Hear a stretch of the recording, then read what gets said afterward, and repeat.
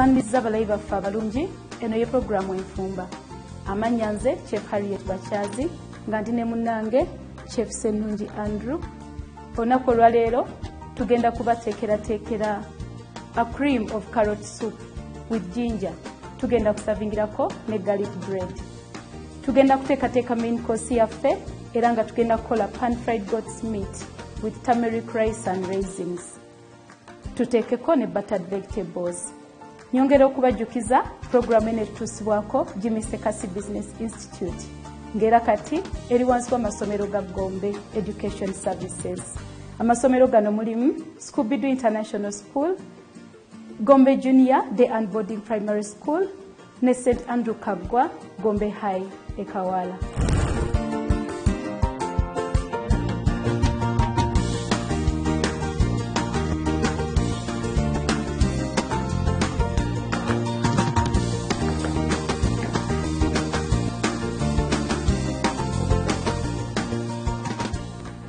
Onulaba tugenda kuteekateeka pan fried goat's meat. Tutandise okuteekateeka tugenda kusalasala vegetables zaffe tuziteeke mazzi gaffe gali wali gatokota. Tugenda salasala ennyama yaffe tugiteekemu enamala okujja, oluvannyuma tugisiike bulungi mu ngeri ey'enjawulo mujja kuba mugiraba. Omwerabira 3 container system. Wabeerawo wogya ebintu byo byogenda okusala ne wosalira ne woteeka by'omaze okusala.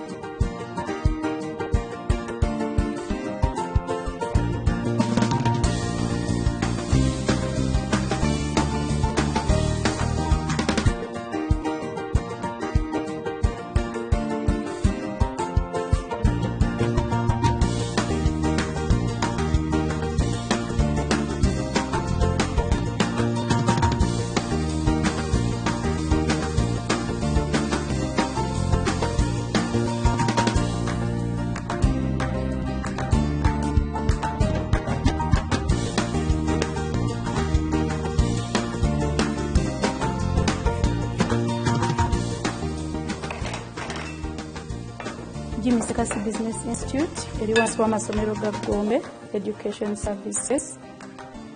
Temwerabira kutwala abalala ku Scooby-Doo International School ne Gombe Junior School. N'abakulu tulina essomero lya St. Andrew Kaggwa Gombe High e Kawala.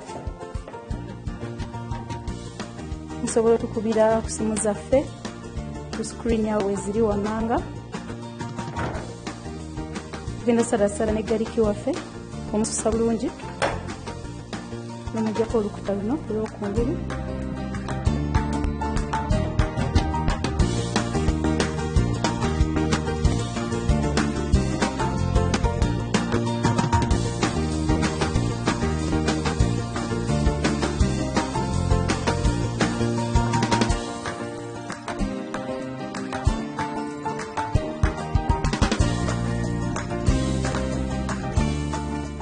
Oludda luli Chef Andrew kugenda tuteekerateekera kye twayise garlic bread. Tutegereze nnyo tovaawo omugaati ogwo gwa njawulo nnyo era nga gugendera ku suupu savinga nga starter. Starter ky'ekintu ekikuwa appetite ky'osooka okulya ne kikuleetera appetite.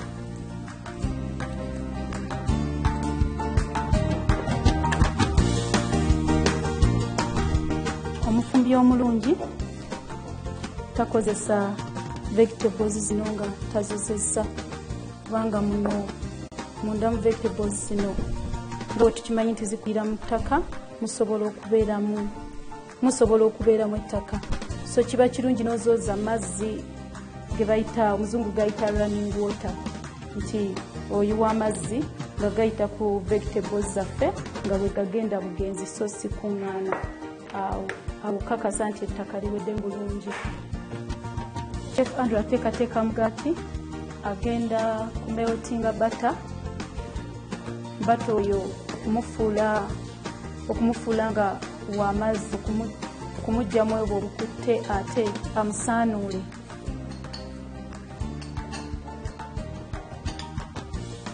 Garlic bread eno nnungi nnyo okubeera nga sitaata.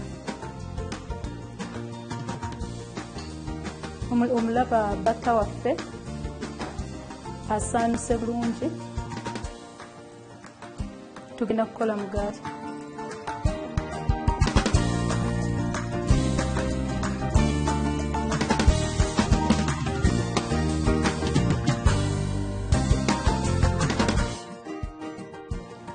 Engano eno tugikumunta. Oluusi eyinza okubeeramu amayinja naye ng'eyo si ensonga enkulu lwaki tugikumunta. Tugikumunta eyingiremu empewo. Yemu ku ngeri ezireetera omugaati guno okuzimba era n'okuwewuka. Oluusi oyinza ofuna omugaati nga guzitowa nnyo. Emu ku nsonga yeeyo. Engano eno tugikumunta n'eyitamu empewo ekiguleetera okuzimba n'okuwewuka. Bw'omala okumunta engano oteekamu sukaali wo n'omunnyo. Ne bimu ku bintu by'osobola okukola ewaka oba oluusi n'okufunamu akasente, naye kiba kirungi nnyo n'ojja netukusomesa okwongera okugenda ebuzibaawo emigaati gino oba oyagala okufunamu ssente. Kiba kirungi nnyo n'oweereza n'omwana wo n'ayiga okufumba.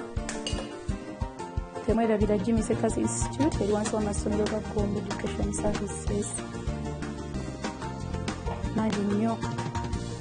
St. Andrew Kagwa, Gombe High, Kawaala, we Kawaala mwenna Kasubi, n'abali ewala mu byalo sobola okuleeta omwana wo n'asoma mu Kisulo. Gombe Junior eryo tulina ekisulo n'abadde we bali. Bw'oyagala omusingi omulungi ogw'omwana wo mutwale ku Scooby International School. Omwana wo muwe omusingi omulungi tosobola kujjusa. Bwetyo wetukoze omugaati gwaffe nigulabye taddemu yeast. Teekamu eggi lyaffe. Yeast oyo by'emu ku bintu era ebireetera omugaati gwaffe okuzimba kisinga obukulu mu mugaati. Guleetera okuzimba ate nga gwewuka bulungi.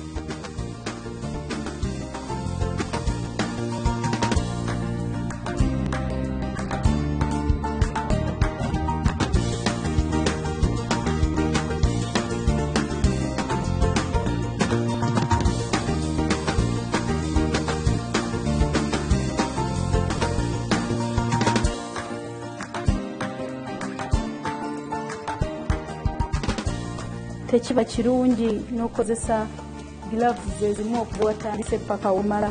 Kiba kirungi w'omala ekintu ekimu n'okyusa gloves zo n'okola ekintu ekirala. Kubanga bw'otakyusa obeera ogenda kudya obuwuka okuva ku kyokulya ky'osoose okuteekateeka ate n'obuteeka ku kyokulya ekirala. N'olw'ensonga eyo buli ky'omala okukola olongoosa bulungi n'okyusa gloves zo n'okola ekiddako. Tugenda kusala ennyama yaffe.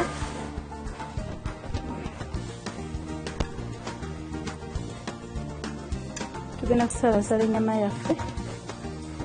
Tuteekateeka pan fried goat's meat.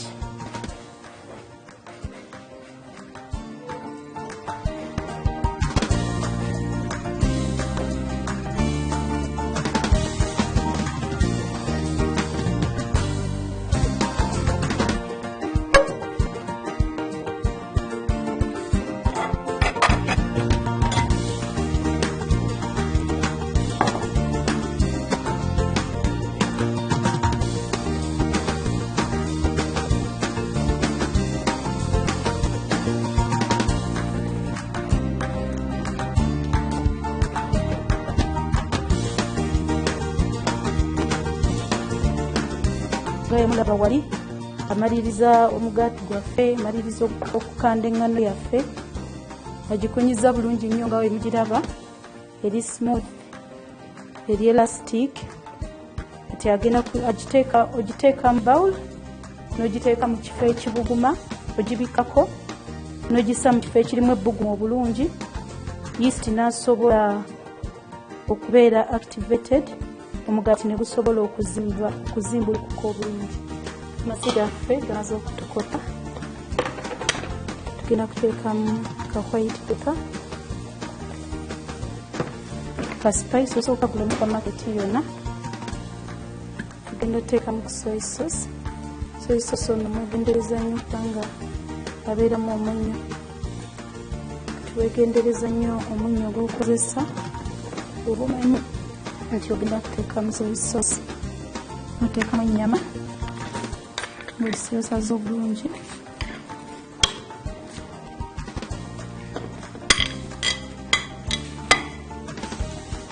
Ennyama yaffe bwetyo bwefaananyi. Tugirinda kutokota, wemala okujja obulungi nga tukola ebintu ebirala. Tugisiika bulungi. Nga we mulabe tumaze okuteekateeka garlic bread waffe, mulabye engeri gye tuteekateekamu suupu. Ennyama yaffe emaze okutokota. N'olw'ensonga eyo katugendeko mu kuwummulamu, naye nga teweerabira BBSKATI Business Institute nga kati eri wansi w'amasomero aga Gombe Education Services. Mulimu Scooby-Doo International School, Gombe Junior Day and Boarding Primary School ne St. Andrew Kagwa Gombe High e Kawala.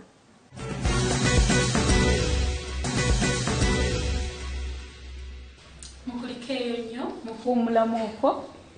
Eno ye BBSKATI Business Institute esangibwa Kabalagala mu Zana Zone. Tuyina courses nga Certificate in Catering, Diploma in Culinary Arts, tuyina Cyber Security, tuyina Tailoring, abagala okuyiga okusiba enviiri, courses ezo zonna tuzirina. Tusangibwa Kabalagala. Katugende mu maaso n'okubalaga engeri gye tuteekateekamu pan-fried goat's meat yaffe. Tovaawo.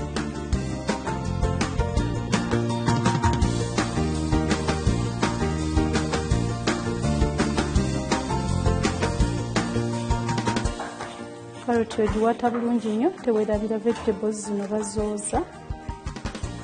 Ebikuta bino ebivaako oba ebintu bye mulaba tusalaasalako tugamba nti bano nga boonoona, natwala omwana wange ate tayinge mu nsawo. Ebintu bino tubikozesa ebintu ebirala. Obyongera okubyozaako bulungi, ebivaako ddala ettaka n'obikolamu kiba kya stock. So tugenda bikozesa okukola vegetable stock. Stock eno kyoyongera mu nva nga we wandigambye nti oyongeramu amazzi mu nva.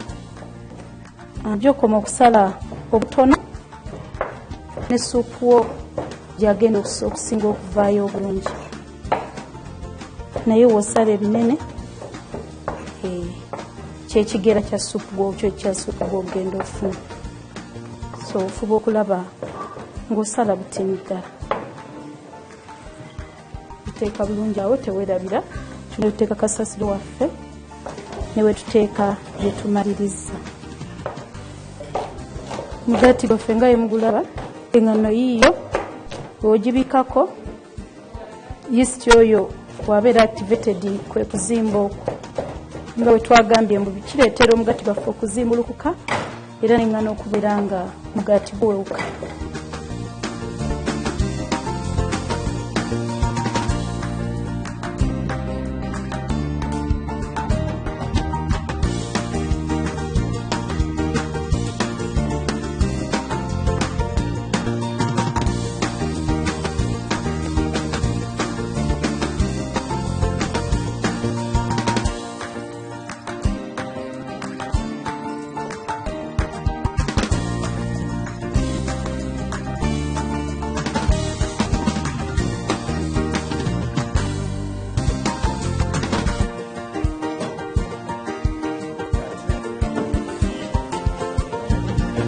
Amazzi gaffe gatokose, oteekamu amazzi,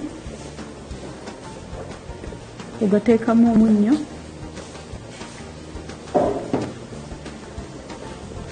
ne gusobola okwetaba obulungi. Muceere eno taguyangiwamu, waliwo omunnyo ate walala tewali. Nsonga lwaki omunnyo gussa amazzi. Mussaamu turmeric. Twongera okubajjukiza BBSKATI Business Institute kati y'emu ku masomero ga Gombe Education Services.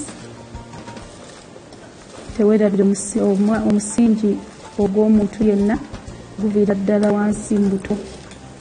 Oba oyagala okusimira omwana w'omusingi omulungi, mutwale ku Scooby-Doo International School.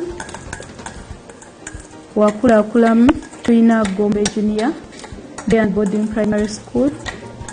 Weeyongera okula tulina ne St Andrew Kaggwa Gombe High Ekawala. Wamalaawo omulete ku Jimmy Sekasi Business Institute. Tegeka stock nobeera nga olwofumba mwongera mu nva. Damu n'obyozaako n'obifumba amazzi ogwokya.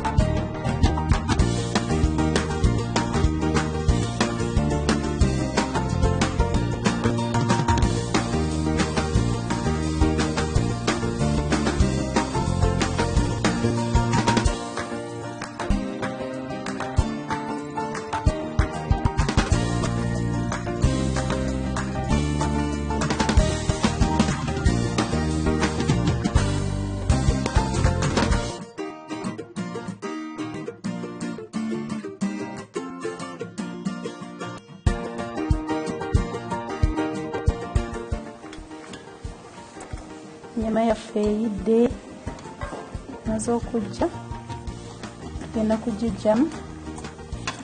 Tujjamu nyama yokka, vegetables tuzirekamu.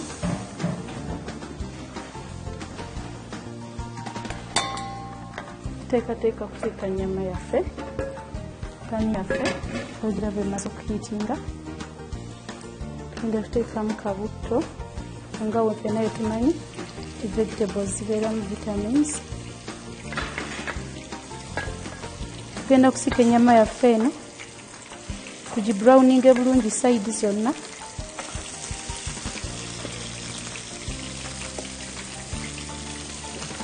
Oba ogifuula brown, tofuulako side emu brown ate side endala nebeera nga ya kala ndala. Twazifumbye karoti zaffe ne zijja bulungi ddala. Omala ng'oziblendinga, ozissa mu blender n'ozikuba. Ennyama eno tugikyusakyusa okusobola okubrowninga side zonna, so si side emu yokka.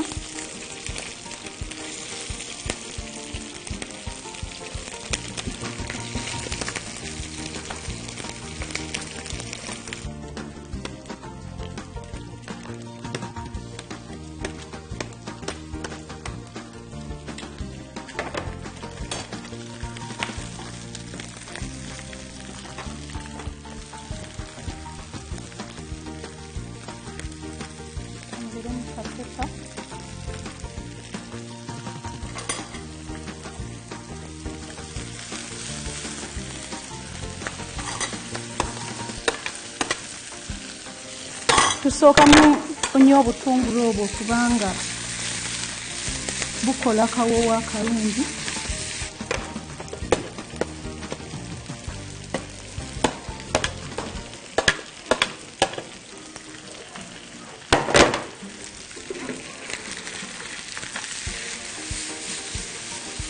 Nga we nabagambye weegendereza nnyo ng'okozesa soy sauce.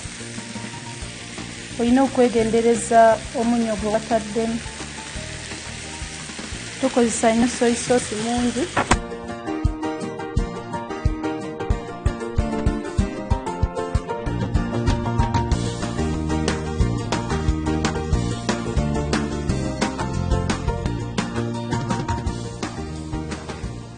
Tuteekaho ennyama yaffe bulungi, ogyalayininga bulungi mu ngeri eyinza okuleeta omuntu agenda ogirya appetite.